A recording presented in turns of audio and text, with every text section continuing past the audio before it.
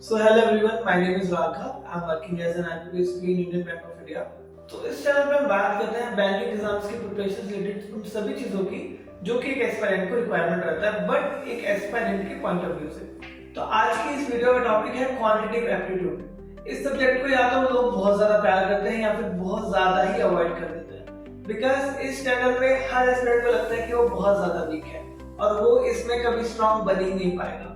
पहले मैं भी ऐसा ही सोचता था बट जैसे जैसे मैंने अपनी प्रिपरेशन स्टार्ट की मैं चीजों को समझता गया तो मुझे कुछ चीजें समझ आई कि हाँ, अगर मैं स्कूल टाइम से भी क्वांटिटी में वीक था फिर भी मैं क्वांटिटेटिव एप्टीट्यूड में एक अच्छा डिसेंट स्कोर कर सकता हूँ। इस वीडियो को देखने के बाद मैं इतना आपको 100% एश्योर कर सकता हूँ कि अगर आप इस सब्जेक्ट में स्कोर करने में स्ट्रगल कर रहे हैं तो डेफिनेटली इस वीडियो, इस स्ट्रेटेजी और इस प्लानिंग को अपनी प्रिपरेशन में इम्प्लीमेंट करने के बाद आप एक डिसेंट स्कोर क्वांट में कर पाएंगे। इस वीडियो में हम ये डिस्कस नहीं करने वाले हैं कि आपको क्या पढ़ना है क्या नहीं पढ़ना है, एग्जाम में क्या पूछता है क्या नहीं पूछता है। इन टॉपिक्स पे ऑलरेडी यूट्यूब पे आपको बहुत सारा वीडियो मिल जाएगा, बहुत सारा कंटेंट अवेलेबल है, तो आप वो जाके देख सकते हैं। मेरा इस वीडियो को बनाने का मोटिव ये है कि मैं आपको वो एक्चुअल प्लानिंग डिलीवर कर पाऊँ जो कि एस्पायरेंट अपनी प्रिपरेशन में करता है। जब मैं अपनी प्रिपरेशन कर रहा था तो मैंने एक प्रॉपर प्लानिंग करा था कि कैसे कैसे मुझे किस सब्जेक्ट को अप्रोच करना है ताकि मुझे फिर एक बार प्लानिंग करने के बाद दूसरी जगह देखने की जरूरत ना पड़े। हमें समझना होगा कि जब हम बात करते हैं स्ट्रेटेजी किसी भी चीज की तो स्ट्रेटेजी का मतलब ये रहता है कि एक स्टेप बाय स्टेप प्रोसेस, एक वो प्लानिंग जिसको हम सीरीज वाइज फॉलो करके अपनी किसी भी चीज को बेहतर कर सकते हैं। तो इस वीडियो में मैं शेयर करने वाला हूं अपना वो कंप्लीट प्लानिंग जो मैंने किया था अपनी प्रिपरेशन में फॉर दिस क्वांटिटेटिव एप्टीट्यूड और जिसकी वजह से मुझे बहुत बेनिफिट मिला है हर एग्जाम में। इस स्ट्रेटेजी को फॉलो करके मैंने कुछ एग्जाम्स के प्रीलिम्स में फुल भी स्कोर किया है और कुछ स्कोर कार्ड्स मैंने आई थिंक शेयर किया है इंस्टाग्राम पे, तो आप वहां जाके वो देख सकते हैं। So everything I will be sharing with you. I hope this video will serve the purpose. तो बैठे रहो, निकालो अपना नोटपैड बिकॉज ये स्ट्रेटेजी और ये प्लानिंग आपकी प्रिपरेशन को डेफिनेटली बदल सकती है, ट्रस्ट में। तो जैसा मैंने अभी आपको बताया कि मैं एक प्रॉपर रोड मैप, एक प्रॉपर प्लानिंग आपके साथ शेयर करने वाला हूँ, तो इसीलिए इस वीडियो को भी मैंने कुछ स्टेप्स में ब्रेक किया है। I think 5 to 6 steps are there. तो आई होप आपको समझने में आसानी होगी और आप इसको इम्प्लीमेंट भी इजीली कर पाएंगे।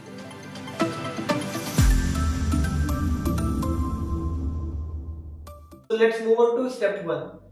So step 1 is building your foundation. देखिए, जब हम फाउंडेशन और बेसिक्स की बात करते हैं ना तो काफी लोग यहाँ पे कंफ्यूज हो जाते हैं कि फाउंडेशन और बेसिक का मतलब क्या होता है। देखिए, फाउंडेशन बेसिक का मतलब ये नहीं होता कि आपने फॉर्मूलाज देख लिए, आपने याद कर लिया, आपने कुछ क्वेश्चन सॉल्व कर लिए, किसी टीचर को देख लिया, उस क्वेश्चन को सॉल्व करते हुए एक पैटर्न आपको समझ आ गया और आपको बेसिक्स कंप्लीट हो गए। नहीं, देखिए, बेसिक्स से हम बात करते हैं ना तो बेसिक से हमारा मतलब होता है कि you are starting from nursery. हम कुछ लोग क्या करते हैं कि 4th और 5th लेवल से स्टार्ट कर देते हैं। तो जब आप वहां से स्टार्ट करते हैं ना तो आपको जो नर्सरी से 4 के बीच में गैप था वो आप मिस कर जाते हैं और वही आप बाद में स्ट्रगल करते हैं मार्क्स को स्कोर करने में। सबसे पहली और सबसे बड़ी गलती जो लोग इस टॉपिक में या फिर इस स्टेप में करते हैं वो ये करते हैं कि वो स्टार्टिंग ही प्रीवियस ईयर पेपर्स या फिर मॉक टेस्ट से स्टार्ट कर देते हैं। आपने कई बार सुना भी होगा कि लोग बोलते हैं कि आप कोई एग्जाम देने वाले हैं तो पहले उसका previous year question paper solve कर लीजिए या फिर आप एक मॉक टेस्ट लगा लीजिए ताकि आपको पता लग जाए कि आप कहाँ पे स्टैंड कर रहे हैं। अरे स्टैंड तो हम तब करेंगे जब हमें बेसिक्स आता है, जब हमें पता हो कि हम क्या परफॉर्म करेंगे, कैसे करेंगे, हमें क्या करना है। हमें कुछ पता ही नहीं है, हम एकदम ब्लाइंडली उस एडवाइस के पीछे जाके पास्ट ईयर पेपर्स या फिर मॉक टेस्ट को अटेम्प्ट करने लग जाते हैं। फिर यहाँ पे हमारा मोरल जो है वो डाउन हो जाता है क्योंकि परसेंटेज का क्वेश्चन आता है तो हमें लगता है कि यार ये तो हमें आता है, हमसे हो रहा है। फिर एक क्वेश्चन आता है सिंपल इंटरेस्ट का, आप फॉर्मूला याद करने का ट्राई करते हैं, फिर आपको लगता है ये तो हो ही नहीं, छोड़ो, नेक्स्ट क्वेश्चन पे मूव करता है। देन अगेन एक क्वेश्चन आता है, फिर आपको लगता है ये तो हो ही नहीं रहा है। तो स्टेप 1 हमेशा रहेगा अपने फाउंडेशन, अपने बेसिक्स को क्लियर करना। When I am saying foundation means foundation, जैसे घर को एक नींव चाहिए रहता है, बिल्कुल जीरो से हम स्टार्ट करते हैं और ऊपर तक लेके जाते हैं, वैसे ही आपको एकदम बिल्कुल जीरो से स्टार्ट करना है और अपने आप को ऊपर लेके जाना है। ठीक है, तो इस स्टेप में क्या क्या इंक्लूड रहेगा, आपको हर चैप्टर को कॉन्सेप्ट लेवल से समझना है। जो चैप्टर्स या फिर जो टॉपिक्स आपको लगता है कि ज्यादा फ्रीक्वेंटली पूछे जाते हैं और जिसका वेटेज ज्यादा रहता है उनको आपको थोड़ा एक्स्ट्रा फोकस करके पढ़ना है। ठीक है, लेकिन आपको सारे चैप्टर्स को कवर करना है अभी रिसेंटली एक एस्पायरेंट ने मुझसे क्वेश्चन पूछा था कि हमें क्या सारे चैप्टर्स करना होता है कि नहीं करना होता है। तो मैं आपको बोलूंगा कि आपको सारे चैप्टर्स करने हैं, उसमें आपको कोई डिस्क्रिमिनेशन नहीं करना है कि प्रोबेबिलिटी हार्ड है, परम्यूटेशन कॉम्बिनेशन नहीं करूंगा तो चलेगा, नहीं। आपको हर टॉपिक को टच करना है, उसके कॉन्सेप्ट को पढ़ना है। वो बाद में जाके आप डिसाइड कर सकते हैं कि मुझे इस टॉपिक में एडवांस लेवल पे जाना है कि नहीं जाना है, या फिर बेसिक्स में रुक जाता हूँ, वो आपके ऊपर है। जैसे मैंने क्या किया था कि प्रोबेबिलिटी एंड परम्यूटेशन कॉम्बिनेशन का मैंने बेसिक लेवल, ये कहाँ पे P यूज होगा, कहाँ पे C यूज होगा, प्रोबेबिलिटी कैसे निकालते हैं, ये मैंने पढ़ा था। पूरे कोर्स को मैंने, पूरे वीडियो को मैंने समझा था। हाँ, उस वीडियो के बाद मैंने ज्यादा हाई लेवल के क्वेश्चंस उसमें सॉल्व नहीं किए थे। ये फाउंडेशन अगर आपका सॉलिड हो जाए तो बाकी आपको सब आसान लगेगा। ट्रस्ट मी, फाउंडेशन को बहुत ज्यादा अच्छे से कीजिए। मैं इस बात को बहुत एम्फेसिस देके बोल रहा हूँ, तो उसकी बात को, सीरियसनेस को आप समझिए, और फाउंडेशन को आप कभी भी स्किप मत कीजिए, कोई भी चैप्टर हो। Move on to step 2, practice after every chapter. आप में से कई लोगों को ये लगता होगा कि यार हमने कोई चैप्टर पढ़ा, उसके बेसिक्स कवर किए, हमने कुछ क्वेश्चंस भी सॉल्व कर लिए, पर जैसे ही हम नेक्स्ट चैप्टर को स्टार्ट करते हैं या फिर उसके मिड में होता है तो हमें लगता है कि हम पहले वाला जो हमने पढ़ा हुआ है वो भूल रहे हैं। आपको डेफिनेटली ये लगता होगा, क्योंकि मुझे भी ये लगता था। इसका सॉल्यूशन क्या है, देखिए, ह्यूमन मेमोरी का एक प्रोसेस रहता है चीजों को याद करने का और समझने का। जब आप कोई चीज पढ़ते हैं तो 3 से 4 दिन बाद आप 80% उस चीज को भूल जाएंगे डेफिनेटली। तो क्या करना है, जैसे आपने कोई चैप्टर कंप्लीट किया, उस चैप्टर को कंप्लीट करने के बाद उसके इजी लेवल के क्वेश्चंस एटलीस्ट आपको लगाने हैं, आपको सॉल्व करना है बहुत ज्यादा। कहाँ से सॉल्व करने हैं, प्रैक्टिस मटेरियल कहाँ से मिलेगा वो मैं आपको वीडियो के एंड में बता दूंगा, बट आपको उस चैप्टर से रिलेटेड सारे इजी लेवल के क्वेश्चन सॉल्व करने हैं, ठीक है। तो इस स्टेप में क्या करना है आपको, प्रैक्टिकली चैप्टर आपने पहले स्टेप में कंप्लीट कर लिया है। इस स्टेप में आपको उस चैप्टर के इजी क्वेश्चंस को सॉल्व करना है। जहां पे आप मिस्टेक कर रहे हैं उसको नोट डाउन कीजिए और उसी कॉन्सेप्ट को दोबारा एक बार रिवाइज कर लीजिए क्वेश्चंस को सॉल्व करते करते। फॉर एग्जांपल, अगर आप स्टक हुए कि 83.33% किस फ्रैक्शन का होता है, तो आपको उसी फ्रैक्शन की वैल्यू को जाके देखना है और उसके पूरे टेबल को एक बार रिवाइज कर लेना है। टेबल से मेरा क्या मतलब है वो हम आपको आगे वाले स्टेप में बताऊंगा, क्योंकि वो एक पूरा एक प्रॉपर स्टेप है। जिस भी चीज में आप मिस्टेक कर रहे हैं या फिर आप भूल रहे हैं बार बार, उसी कॉन्सेप्ट को आपको रिवाइज करना है, क्वेश्चन को सॉल्व करना है एंड देन आगे बढ़ना, ठीक है। जैसे ही आप इन दोनों स्टेप को कंप्लीटली फॉलो कर लेंगे तो आपको एट द एंड रियलाइज होगा कि आपने सारे चैप्टर्स को टच कर लिया है। बहुत ही बेसिक लेवल से आपने स्टार्ट किया है और आपने कुछ क्वेश्चंस जो भी इजी लेवल के थे, जो कि फाउंडेशन बिल्डिंग में आपकी हेल्प करेंगे, वो आपने सॉल्व कर लिए हैं। अब नेक्स्ट क्या, देखिए क्या होता है ना, हमें चीजों को इजी बनाना है, हमें किसी चीज में मास्टरी नहीं करना है, हमें चीजों को इजी बनाना है। तो थर्ड स्टेप आपका है लर्निंग द वैल्यूज। कौन सी वैल्यूज, स्क्वायर, क्यूब, सर्कल की वैल्यूज एंड फ्रैक्शन, परसेंटेज। कैसे याद करना है, मैंने कैसे याद किया था, मैं आपको स्क्रीन पे कुछ फोटोज दिखा रहा हूं। ये मैंने चार्ट्स बनाए थे और ये चार्ट्स मैंने अपने स्क्रीन के सामने लगा दिए थे। डेली उठ के मैं इसको एक बार बस देख लेता था। याद नहीं करना है, आपको सिर्फ देखना है, क्योंकि देखते देखते ही आपको याद हो जाएगा। अब फॉर एग्जांपल वहां पे कोई क्वेश्चन आता है जिसमें सर्कल का एरिया दिया हुआ है, तो एरिया देखते ही मेरे माइंड में क्या आएगा, पहले रेडियस, दूसरा उसका सर्कमफ्रेंस। और हो सकता है कि वहां पे रेडियस दिया हो तो मुझे उसका एरिया पता है, वहां पे सर्कमफ्रेंस दिया हो तो मुझे उसका एरिया और रेडियस पता है। तो चीजें बहुत ज्यादा सिंपल हो जाएंगे आपके लिए। आपको बार बार सेम चीज करने की जरूरत नहीं पड़ेगी। एग्जाम में आपका कैलकुलेशन का टाइम बचेगा, बहुत ज्यादा हेल्प रहेगा। इस सारी फोटोज को मैं अपने टेलीग्राम चैनल पे भी शेयर कर लूंगा, अगर आपको चाहिए रहेगा तो आप वो चैनल ज्वाइन कर सकते हैं, लिंक मैं डिस्क्रिप्शन में डाल दूंगा, ठीक है। स्टेप 4 है मैसिव क्वेश्चन प्रैक्टिस।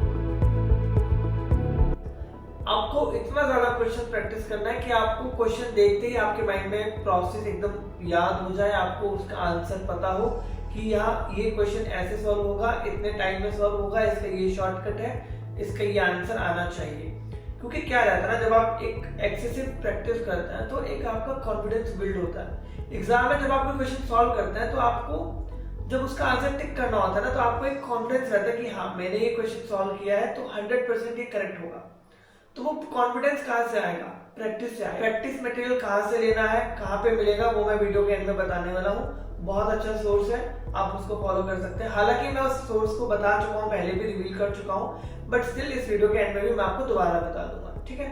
एक कॉमन मिस्टेक जो इस स्टेप में लोग करते हैं और अभी भी कर रहे होंगे आप में से बहुत ज्यादा लोग, वो ये कि काफी सारी सोर्सेज को फॉलो करने लगते हैं प्रैक्टिस के लिए। फॉर एग्जांपल किसी का पीडीएफ, किसी का यूट्यूब वीडियो, देन कोई अपने टेलीग्राम पे क्वेश्चन शेयर कर रहा है, देन किसी टेलीग्राम चैनल पे क्विजेस हो रही है तो वहां पे बंदा सॉल्व कर रहा है, ठीक है। ऐसा करने से क्या रहता है ना, आप कंटेंट तो बहुत सारा अपने पास इकट्ठा कर लेते हो, बट एंड में क्या मिलता है, confusion, overload and lack of clarity. तो एक ही सोर्स को फॉलो करना है जो कि मैं आपको बताऊंगा। हाँ, अगर आपके पास उससे ज्यादा बेटर कोई सोर्स है तो आप वो फॉलो कीजिए, लेकिन आपको एक ही सोर्स पे स्टिक रहना है, ठीक है। Step 5, analyse and shorten your question solving method. ये कैसे होगा? इस स्टेप में ये करना है कि जब आप एक exact number of question solve कर लेंगे तो आपको एक आइडिया लग जाएगा कि किस क्वेश्चन को कैसे अप्रोच करना है, किस क्वेश्चन को किस तरह से सॉल्व करने में जल्दी आंसर आएगा।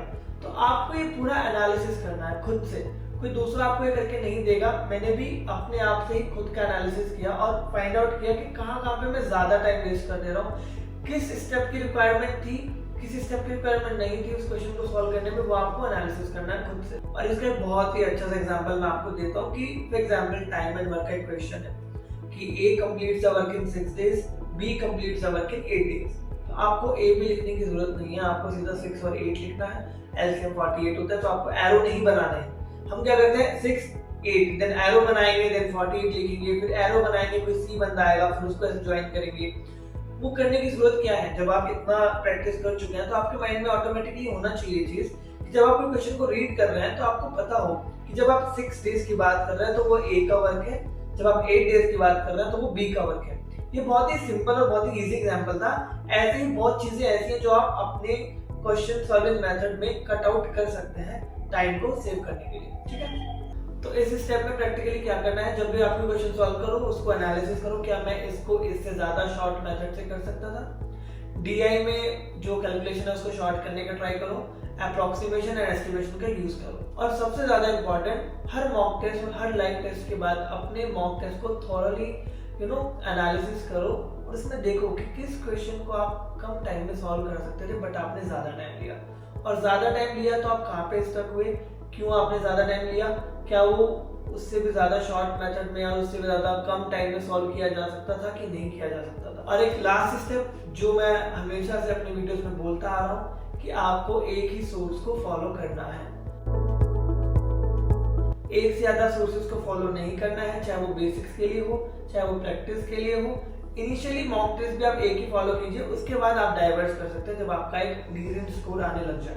तो अब मैं आपको अपने प्रैक्टिस का रिसोर्स बता देता हूँ जो मैंने यूज किया था अपनी प्रिपरेशन में, बहुत ही हेल्पफुल रहा है। उसके बाद आपको कहीं और देखने की जरूरत नहीं है कि मुझे प्रैक्टिस मटेरियल यहाँ से लेना है, वहां से मैं इकट्ठा कर लूँ, यहाँ से मैं ले लूँ, नहीं। उस सोर्स को लेने के बाद वो फ्री भी काफी टेलीग्राम चैनल्स पे अवेलेबल है और काफी मिनिमल प्राइस पे भी अवेलेबल है, वो आप परचेज भी कर सकते हैं अगर आप करना चाहें। मैं तो आपको सजेस्ट करूंगा कि आप वो परचेज कर लो तो बेटर रहेगा, क्योंकि वो 1 ईयर के लिए मिल जाएगा आपको, 1 साल तक आपका छुट्टी, आपको कोई एक्स्ट्रा सोर्स या फिर कहीं और लुकअप करने की जरूरत नहीं है प्रैक्टिस मटेरियल के लिए। तो प्रैक्टिस मटेरियल है गाइडली का पीडीएफ बंडल। पीडीएफ बंडल कौन सा लेना है? पीडीएफ बंडल वो लेना है जिसमें सारे एग्जाम्स के क्वेश्चन रहते हैं, बिकॉज अगर आप आईबीपीएस क्लर्क का एग्जाम दे रहे हैं तो आपको सिर्फ आईबीपीएस क्लर्क के क्वेश्चंस को सॉल्व नहीं करना है, आपको हर एक जो भी उसमें क्वेश्चंस दिया ना क्लर्क लेवल के वो सारे सॉल्व करने हैं। और ऐसे ही अगर आप मेंस को टारगेट कर रहे हैं, कोई भी मेंस को टारगेट कर रहा है, तो जो भी उसमें मेंस के क्वेश्चंस दिए हैं किसी भी एग्जाम के आपको वो सॉल्व करने हैं। उसमें इतना ज्यादा कंटेंट है ना कि अगर आप धीरे धीरे वो सॉल्व करना स्टार्ट करेंगे तो पूरा पीडीएफ कंप्लीट करने में ही आपको बहुत टाइम लग जाएगा। और जब आप वो पूरा पीडीएफ बंडल को सॉल्व कर चुके होंगे तब आपको रियलाइज होगा कि आप कहाँ थे और आप कहाँ पे आ चुके हैं, बिकॉज उसमें इतना ज्यादा टाइप्स के क्वेश्चन रहता है, हर एक पैटर्न पे क्वेश्चन रहता है, नए नए पैटर्न्स भी रहते हैं, लेंथी भी रहते हैं, शॉर्ट क्वेश्चंस भी रहते हैं। मैंने तो पूरा डेडिकेटली उसी को फॉलो किया था, सारे क्वेश्चंस को पूरी पीडीएफ को मैं सॉल्व कर चुका था अपने कोई भी एग्जाम को अटेम्प्ट करने से पहले। तो आज की वीडियो में बस इतना ही।